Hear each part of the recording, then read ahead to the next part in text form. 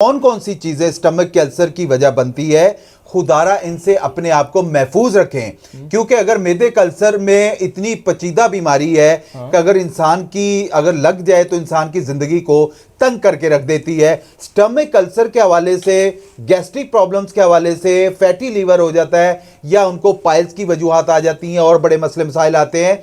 तो इस नुस्खे को इस्तेमाल करने के बाद अल्लाह पाक के फजलो करम से आपको जिंदगी में दोबारा अल्सर का मसला सामने नहीं आएगा। स्टमक अल्सर मैदे के अंदर की जो लाइनिंग में जो है वो सुराख को कहा जाता है। जो सुराख हो जाते हैं ना, बाजू का तो हमारे जो एक ट्यूब होती है उसको पंक्चर कर दिया जाए, उसकी हवा खारिज हो जाती है, फिर पानी आ जाता है। तो इस तरह जो इंसान की जो लाइनिंग होती है उनमें एक सुराख हो जाता है जिसको हम स्टमक अल्सर कहते हैं। जब ये सुराख हो जाता है तो मैदे के अंदर का तेजाब उन सुराखों से बाहर जो है वो डैमेज करना शुरू कर देता है, जिससे शदीद तकलीफ होती है, जिससे एसिडिटी, तजाबियत, वोमिटिंग, वजन में शदीद कमी या वजन में बहुत ज़्यादा इजाफा हो जाता है। और ये जिसकी वजह से आगे जाके कई बीमारियां, जैसे एहतशाम साहब ने बोला है, वाकई इसके हवाले से आपको बहुत सारी बीमारियां आगे सामने आ सकती हैं। अस्सलाम वालेकुम व्यूअर्स, कैसे हैं आप सब लोग? उम्मीद करता हूं आप सब ठीक होंगे। मेरा नाम है एहतशाम जंजुआ। तो इस वक्त मैं मौजूद हूं प्रोफेसर हर्बलिस्ट अली आजम साहब के पास और आज की वीडियो का टॉपिक है स्टमक अल्सर का जो मसला काफ़ी लोगों को फेस करना पड़ रहा है,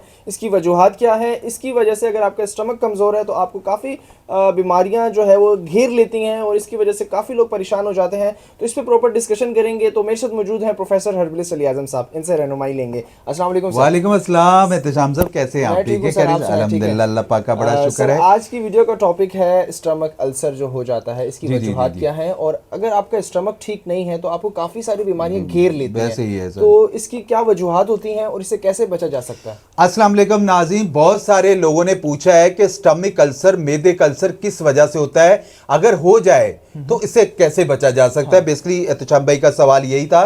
बिस्मिल्लाहिर्रहमानिर्रहीम। आज मैं आपको बताऊंगा कौन कौन सी चीजें स्टमक के अल्सर की वजह बनती है, खुदारा इनसे अपने आप को महफूज रखें। क्योंकि अगर मैदे के अल्सर में इतनी पेचीदा बीमारी है कि अगर इंसान की अगर लग जाए तो इंसान की जिंदगी को तंग करके रख देती है। स्टमक अल्सर के हवाले से, गैस्ट्रिक प्रॉब्लम्स के हवाले से, फैटी लीवर हो जाता है या उनको पाइल्स की वजूहात आ जाती हैं और बड़े मसले मसाइल आते हैं। तो इस नुस्खे को इस्तेमाल करने के बाद अल्लाह पाक के फजलो करम से आपको जिंदगी में दोबारा अल्सर का मसला सामने नहीं आएगा। स्टमक अल्सर मैदे के अंदर की जो लाइनिंग में जो है वो सुराख को कहा जाता है। जो सुराख हो जाते हैं ना, बाजू का तो हमारे जो एक ट्यूब होती है उसको पंक्चर कर दिया जाए, उसकी हवा खारिज हो जाती है, फिर पानी आ जाता है। तो इस तरह जो इंसान की जो लाइनिंग होती है उनमें एक सुराख हो जाता है जिसको हम स्टमक अल्सर कहते हैं। जब ये सुराख हो जाता है तो मैदे के अंदर का तेजाब उन सुराखों से बाहर जो है वो डैमेज करना शुरू कर देता है, जिससे शदीद तकलीफ होती है, जिससे एसिडिटी, तजाबियत, वोमिटिंग, वजन में शदीद कमी या वजन में बहुत ज़्यादा इजाफा हो जाता है। और ये जिसकी वजह से आगे जाके कई बीमारियां, जैसे एहतशाम साहब ने बोला है, वाकई इसके हवाले से आपको बहुत सारी बीमारियां आगे सामने आ सकती हैं। स्टमक को जितना मजबूत रखा जाएगा, अल्लाह पाक के फजलो करम से आप अपने आप को कोई भी बीमारी आपके सामने नहीं आएगी। तो आप इस नुस्खे को इस्तेमाल करने से, जैसे आगे बड़ी ईद आ रही है, बहुत सारे लोग गोश्त वगैरह का टूट पड़ते हैं, तो आप अपने मैदे को लोहा करें, आप इस नुस्खे को इस्तेमाल करें।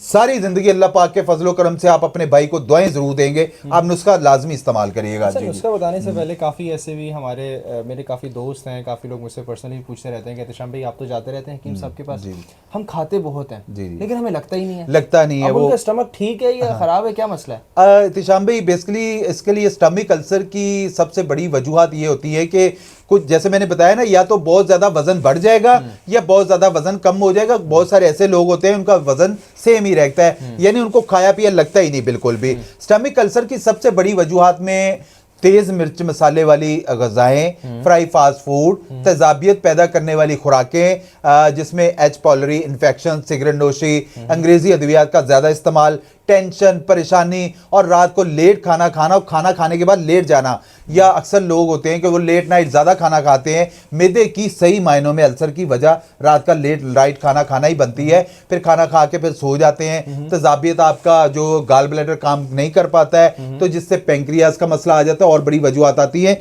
आप खाना रात सुबह का ज़्यादा खाया करें, दोपहर को कम, रात को कम करें। आप यकीन करें कभी भी आपको स्टमक अल्सर का मसला नहीं आएगा और आपका मैदा मजबूत रहेगा। इसलिए कहा जाता है कि रात को खाना कम खाएं और जल्दी जो है वो इंसान को सो जाना चाहिए, सुबह जल्दी उठना चाहिए और नाश्ता मजबूत करें। अगर आप स्टमक अल्सर का शिकार हो चुके हैं तो आज इस नुस्खे को इस्तेमाल करना शुरू कर दें, इंशाल्लाह फौरी रिलीफ मिलना शुरू हो जाएगा। सिंपली आप लोगों ने लेना क्या है, गूंद कीकर ले लेना आप लोगों ने 30 ग्राम, राल सफ़ेद ले लेना है 30 ग्राम, गट हल्दी ले लेना आप लोगों ने 30 ग्राम, गेरू ले लेना है 30 ग्राम, ग्लूकोज पाउडर ले लेना है 30 ग्राम और मीठा सोडा आपने 3 ग्राम और गाउजबान भी आप लोगों ने 3 ग्राम ले लेना है। इन सब चीज़ों को एहतशाम भाई ब्लेंडर कर लें, पाउडर बन जाएगा।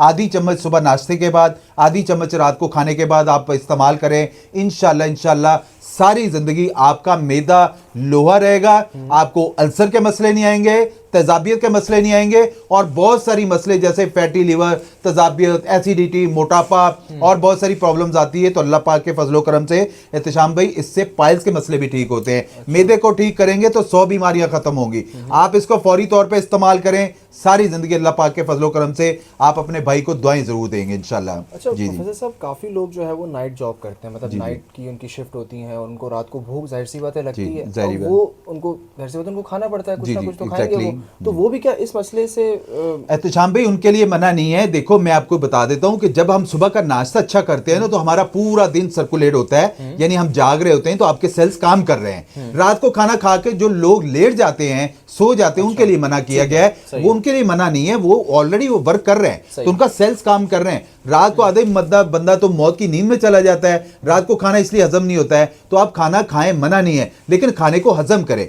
जब तक आप हजम नहीं करेंगे तजाबियत बनेगी, हजम नहीं करेंगे गाल ब्लैडर का मसला आएगा, हजम नहीं करेंगे फैटी लिवर बढ़ेगा, हजम नहीं करेंगे आपको और बहुत सारी प्रॉब्लम सामने आती है।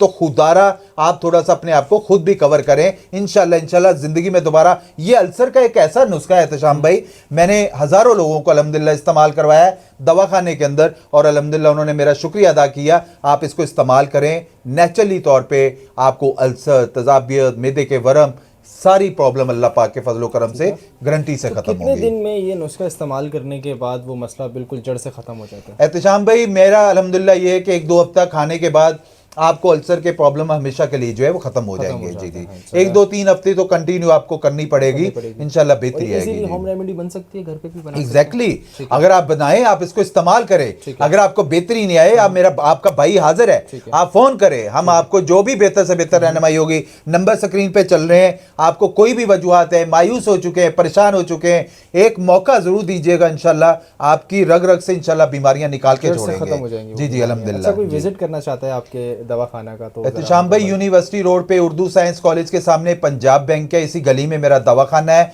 प्रोफेसर हर्बलिस्ट अली आजम के नाम से। आप मुझसे यहाँ के कांटेक्ट कर सकते हैं। Out of city, out of country के लोग हमें अपनी रिपोर्ट शेयर कर देते हैं। मेरे व्हाट्सएप नंबर चल रहे हैं, कोई बात पूछना चाहते हैं पूछें। हम आपकी रिपोर्ट्स को देख के जो भी मेडिकेशन रिकमेंड करी जाएगी वो आपको यहाँ से भिजवाई जाएगी इंशाल्लाह। चलिए, बहुत शुक्रिया सर, आपने बहुत अच्छे तरीके से हमारे व्यूअर्स की रहनुमाई की। व्यूअर्स, आई होप आप लोगों को भी आज की वीडियो का टॉपिक पसंद आया होगा। अगर आप कोई अपनी मर्ज़ी का टॉपिक चाहते हैं कि हम उस पर वीडियो बनाएं नेक्स्ट, तो आप हमें कमेंट सेक्शन में बता सकते हैं। और जो लोग इनसे ट्रीटमेंट करवा चुके हैं वो भी अपने कमेंट सेक्शन में अपनी राय का इजहार करें, ताकि दूसरे व्यूवर्स जो है उसे देख के मुतमईन हो सकें और इनसे इनकी सर्विसेज ले सकें। और जो हमारे ओवरसीज़ बहन भाई हैं वो भी इनसे अपनी जो भी रिपोर्ट्स हैं वो अपनी सेंड करें इनको, और इसके बाद इंशाल्लाह इनका जो भी एक प्रोसीजर होता है वो आपको समझा दिया जाएगा वीडियो कॉल पे, और कंसल्टेशन को आपको दी जाएगी। तो अब आपसे मुलाकात होगी नेक्स्ट वीडियो में। थैंक यू, अल्लाह हाफिज़।